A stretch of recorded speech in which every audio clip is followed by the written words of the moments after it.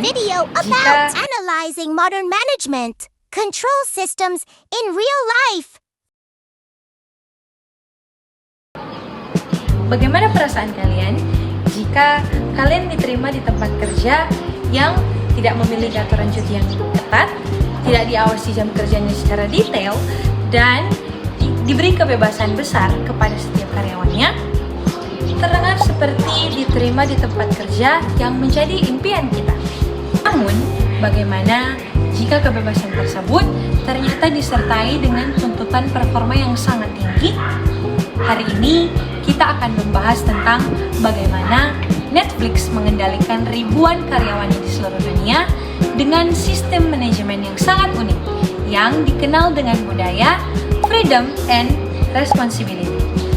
Netflix dikenal sebagai perusahaan di balik serial global yang sangat terkenal, seperti yang kita kenal dengan film Stranger Things, Wednesday, dan juga Squid Game. Namun, pada sebagian besar perusahaan, kontrol dilakukan melalui aturan, mulai dari jam kerja, prosedur pengeluaran, hingga jumlah cuti. Netflix memiliki pendekatan yang berbeda. Mereka memperkenalkan budaya yang disebut dengan freedom and responsibility. Menurut Culture Memo Netflix yang pertama kali diperkenalkan oleh Reed Hastings dan terus diperbarui hingga tahun 2024, perusahaan memilih membangun karyawan yang mampu mengambil keputusan secara mandiri dibandingkan menciptakan banyak aturan. Contohnya, Netflix tidak menerapkan kebijakan cuti tahunan yang ketat seperti banyak perusahaan lain. Karyawan diberikan kebebasan mengatur waktu mereka sendiri selama hasil kerja tetap tercapai. Dalam perspektif sistem pengendalian manajemen, Netflix ini menggunakan cultural control. Kontrol yang tidak berasal dari aturan formal, tetapi berasal dari nilai budaya organisasi yang tertanam kuat. Selanjutnya, high performance expectation. Kebebasan yang diberikan Netflix ternyata memiliki harga yang harus dibayar. Perusahaan mengharapkan performa luar biasa dari setiap karyawan. Netflix secara terbuka menyatakan bahwa mereka ingin membangun tim yang berisi talenta terbaik. Mereka lebih memiliki sedikit orang dengan kemampuan luar biasa dibandingkan banyak orang dengan performa rata-rata. Filosofi ini dijelaskan dalam buku No Rules karya Reed Hastings dan Erin Meyer yang menjadi referensi utama budaya perusahaan Netflix. Bagi Netflix, kebebasan hanya dapat diberikan jika individu memiliki kompetensi dan tanggung jawab yang tinggi. Karena itu, standar performa menjadi alat kontrol utama. Semakin besar kebebasan yang diberikan, semakin tinggi pula ekspektasi terhadap hasil kerja. Selanjutnya, budget control. Selain mengontrol manusia, Netflix juga mengontrol sumber daya. Pada tahun 2024, Netflix mengalokasikan sekitar 17 miliar dolar Amerika untuk produksi dan penggadaan konten.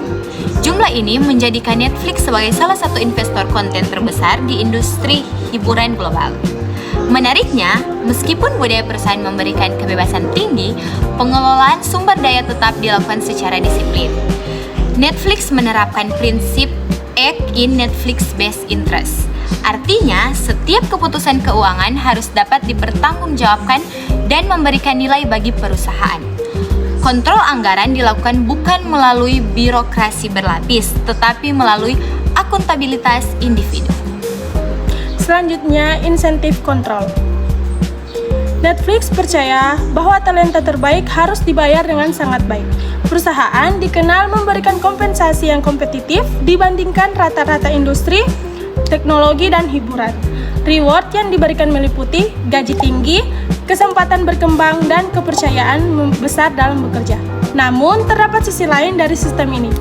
Jika performa dianggap tidak lagi sesuai dengan kebutuhan perusahaan, maka karyawan dapat keluar dari organisasi meskipun tidak melakukan pelanggaran. Dengan kata lain, insentif dan konsekuensi berjalan secara bersamaan. Selanjutnya, employee pressure. Disinilah muncul perdebatan terbesar mengenai budaya Netflix. Apakah sistem ini benar-benar membebaskan karyawan, ataukah justru menciptakan tekanan yang sangat tinggi? Karena standar performa yang sangat tinggi dan evaluasi yang terus berlangsung, beberapa peneliti manajemen menilai bahwa budaya Netflix berpotensi menciptakan tekanan psikologis. Karyawan harus terus menunjukkan performa terbaik agar tetap dianggap bernilai bagi perusahaan. Justru risiko yang dapat muncul antara lain burnout, stres kerja, job insecurity, dan kompetisi internal yang berlebihan. Inilah dilema utama dalam sistem pengendalian manajemen modern. Semakin kuat kontrol terhadap hasil kerja, semakin besar pula risiko terhadap kesejahteraan karyawan.